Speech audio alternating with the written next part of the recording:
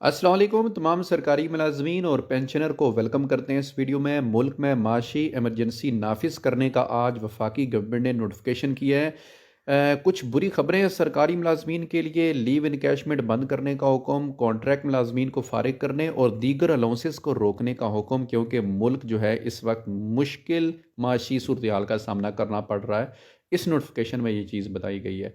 Government of Pakistan cabinet secretariat cabinet division का 20 दिसंबर का ये नोटिफिकेशन ऑफिस मेमोरेंडम है। इसमें क्या है, आप काइंडली वीडियो पूरी देखा करें ताकि आपको चीज़ें क्लियर हो। आप स्किप कर देते हैं, छोड़ देते हैं, फिर चीज़ें समझ नहीं आती, फिर कमेंट में आप तरह तरह की बातें कर रहे होते हैं।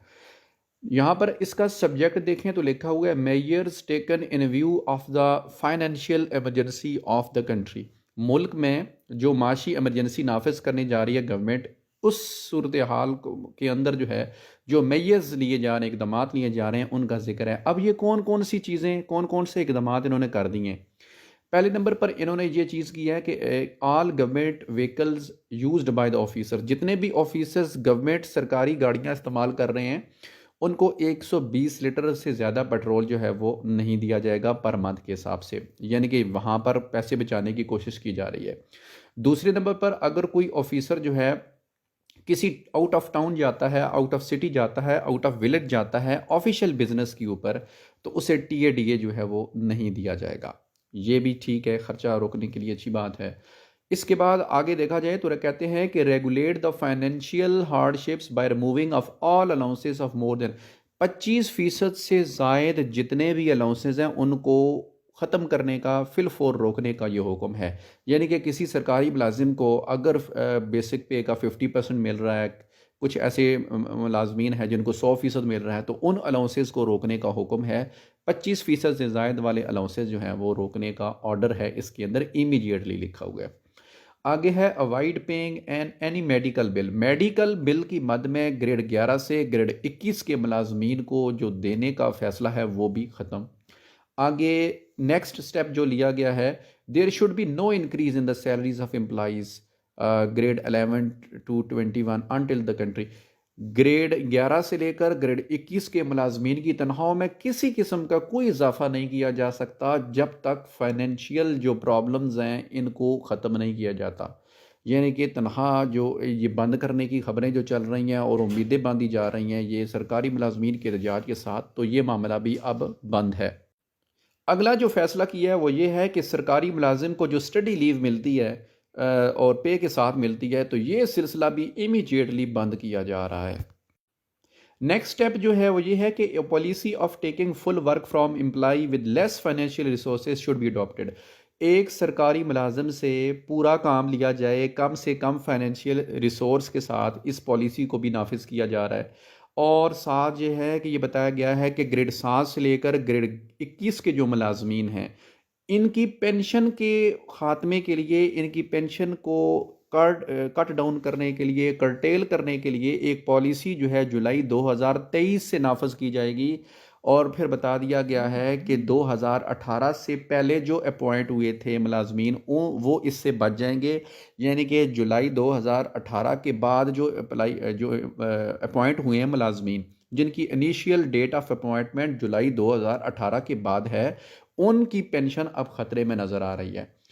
इसके बाद अगला पॉइंट है all permanent employ from grade 7 to 21 should be given annual increments keeping in view their annual progress and performance in their respective portfolio. यानी कि ग्रेड 7 से ग्रेड 21 के मुलाजमीन की एनुअल इंक्रीमेंट जो है वो फिल वक्त ख़तरे में नहीं है, इसको फिल वक्त जारी रखने का कहा गया है कि ठीक है अभी इसको चलता रहना चाहिए। आगे अगला फैसला लीव इनकैशमेंट के मतलब, जो लोग पेंशन का सोच रहे थे, पेंशन के साथ लीव इनकैशमेंट मिलती है, वो अब ख़तरे में है। लिखा है कि leave encashment of all regular employees grade 17 to 21 should be stop immediately. Scale 17 से लेकर स्केल 21 के मुलाजमीन की लीव इनकैशमेंट फिल फोर रोक दी जाए, इमीडिएटली फ़ौरन रोक दी जाए। इसके बाद जो अगला मेजर लिया गया है वो ये है कि employees should be punish with deduction of 50% salary and other privileges should be frozen on the violation of rule. पहले ये होता था कि सरकारी मुलाज़िम अगर रूल की वायलेशन करता था तो उसे या तो फिर रिप्रिमांड किया जाता था, मतलब ये है कि उसको वार्न किया जाता था और बड़ी पेनल्टी उसके ऊपर नहीं लगाई जाती थी।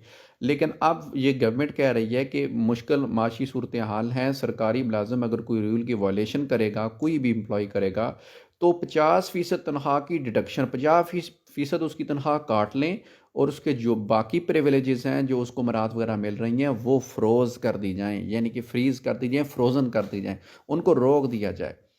तो इसके बाद अगला है the practice of giving any kind of bonus honorarium to government employees should be completely ban immediately.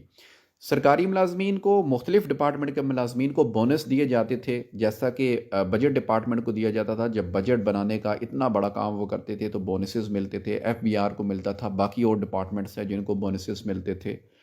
और इसके अलावा ऑनरेरियम देने का एक ट्रेंड भी कुछ डिपार्टमेंट्स के अंदर मिला सरकारी मुलाजमीन को। इनको इमीडिएटली फिल फोर बंद करने का आर्डर कर दिया गया है और इनको बैन कर दिया गया है। अगली जो चीज़ है, आखिरी पैराग्राफ, उसके अंदर कॉन्ट्रैक्ट मुलाजमीन के लिए बुरी खबर है, सरकारी मुलाजमीन के लिए, वो आपको पढ़ के बताता हूँ। नेक्स्ट स्टेप है कि in order to enable better utilisation of funds all government institutions organisations autonomous bodies which shall submit absolute report on the utilization of funds after every 3 month।